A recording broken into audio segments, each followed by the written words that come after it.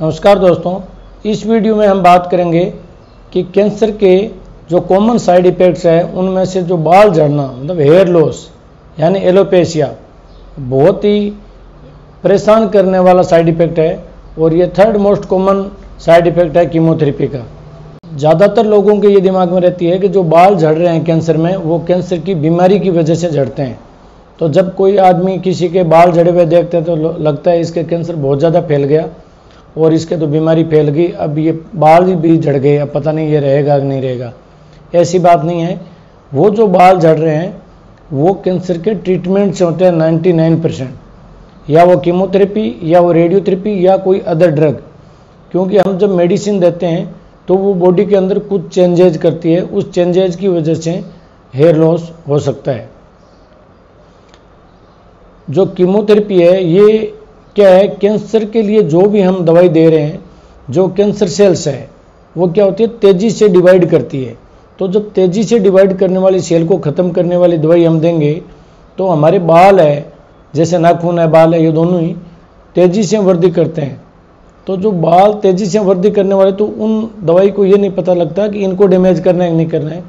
तो बाल के जो हेयर फॉलिकल्स जहाँ से बाल उगता है वो डैमेज हो जाता है, उनकी जो प्रोलिफरेशन है जो सेल करती है वो नष्ट हो जाती है, इसलिए वो हेयर फॉल होना शुरू हो जाता है।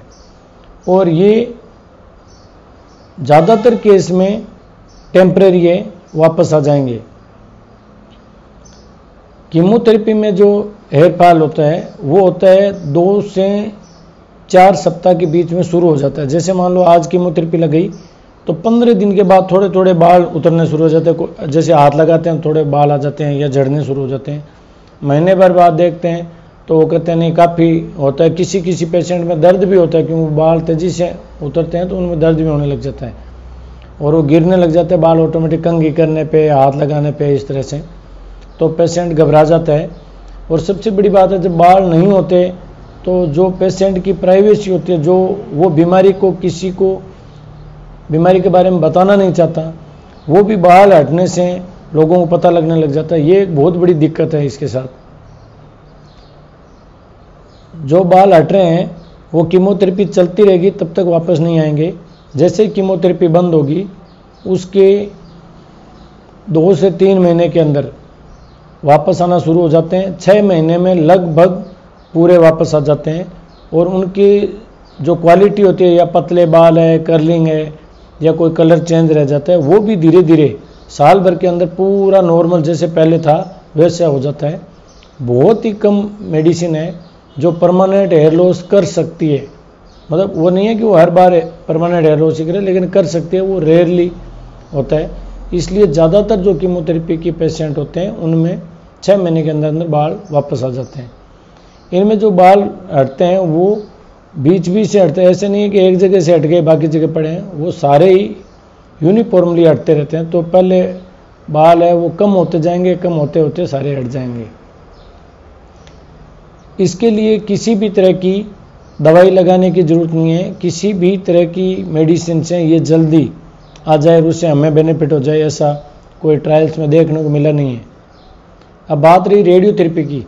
रेडियोथेरेपी मतलब जब एक्सरे से ट्रीटमेंट करते हैं, मान लो ब्रेन ट्यूमर हो या ब्रेन में मेट्स हो गए, तब रेडियोथेरेपी लगाएंगे।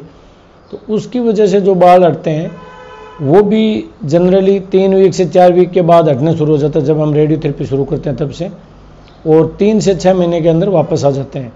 12 महीने में तो लगभग पेशेंट्स के बाल वापस पूरे के पूरे वापस आ जाते हैं।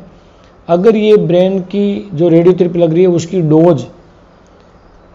डोज है वो 30 ग्रे से ऊपर, या जैसे मान लो 40 ग्रे, 50 ग्रे, 60 ग्रे तक हम जाते हैं किसी किसी ब्रेन ट्यूमर में।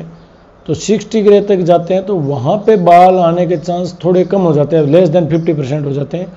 टाइम लगता है, तुरंत नहीं आता। उसमें हो सकता है साल से ज़्यादा भी लग जाए, हो सकता है वापस भी नहीं आए। लेकिन जो लो डोज होती है उनमें सब में वापस आ जाता है। अच्छा, रेडियोथेरेपी लगाते टाइम मैं ये कहना चाहूँगा कि सारे बाल पहले से कट कर लेने चाहिए, क्योंकि जब रेडियोथेरेपी लगाते हैं तो उसकी जो डोज है वो स्किन से 5 mm से लेकर 1.5 सेंटीमीटर के बीच अंदर बनती है। तो हेयर फॉलिकल उसमें बच जाते हैं। तो हेयर फॉलिकल नष्ट नहीं होंगे तो जो बाल वापस आने की जो प्रोबेबिलिटी है वो बढ़ जाएगी। अब ऐसा कोई उपाय है क्या? आप सब सोच रहे होंगे कि ये तो ठीक है, झड़ गए, बता दिया, उपाय बताएं कि कैसे रोक सकते हैं या कैसे जल्दी ला सकते हैं। रेडियोथेरेपी या कीमोथेरेपी से जो बाल हट रहे हैं उनको वापस लाने के लिए वैसा कोई साधन नहीं है प्रूव्ड कि ये लगाएंगे तो जल्दी वापस आ जाएगा। बाकी स्किन की केयर करनी होती है और कुछ मेडिसिन है जैसे मिनोक्सिडिल वगैरह वो लगाते हैं, लेकिन उनका बहुत बड़ा कोई बेनिफिट है नहीं, उसके इवन साइड इफेक्ट ही आएंगे, हेडेक वगैरह हो जाएगा। तो मेरी ये सलाह है कि कुछ ना लगाएं। जो बाल 3 महीने में आने वो 4 महीने में आ जाएंगे, 5 महीने में आ जाएंगे। जल्दबाजी करने की जरूरत नहीं है। जब एक बार उतर गए तो आप विग लगा लो। आजकल विग भी ऐसी आती है कि किसी के अगर लगाई हुई है तो आपको ये उनके खुद के बाल है या कोई विग के बाल है ये पता नहीं लगा सकते आप। अगर आप अच्छी क्वालिटी की विग लाते हो जो मेरे हिसाब से 10-20 हज़ार में आ जाती है, लोग बहुत सारे लोग फिट करवाते हैं, बिल्कुल पता नहीं लगता कि ये बाल ओरिजिनल है या नहीं है, तो वो लगा सकते हैं अगर ज़्यादा ही किसी को अच्छा नहीं लग रहा हो तो। और कीमोथेरेपी के दौरान भी कई ये बात है ये मेडिसिन लगाएं या ये तेल लगाएं तो बाल नहीं उड़ेंगे, ऐसा कुछ भी नहीं है, सब में उड़ते हैं। और हम तो ये कहते हैं तेल साबुन कुछ लगाना भी नहीं चाहिए जिससे स्किन डैमेज नहीं हो और बाल भी कम डैमेज हो। इसके लिए कई ट्रायल्स हुए थे, जैसे कि भाई पानी अगर सिर को ठंडा रखें कीमोथेरेपी के दौरान, उस दिन जैसे 3 से 5 डिग्री सेंटीग्रेड ठंडे कोई डिवाइस आती है जो ठंडा रखती है, तो उसमें बाल झड़ने के चांस तो कम रहे, लेकिन उसके साइड इफ़ेक्ट और ओवरऑल जो धीरे धीरे 3 महीने में जो आने थे वो सेम ही आए बाल।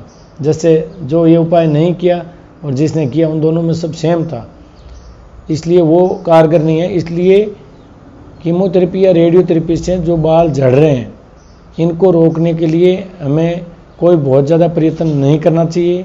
समय के साथ में ये बाल जैसे पहले थे वैसे के वैसे आ जाएंगे।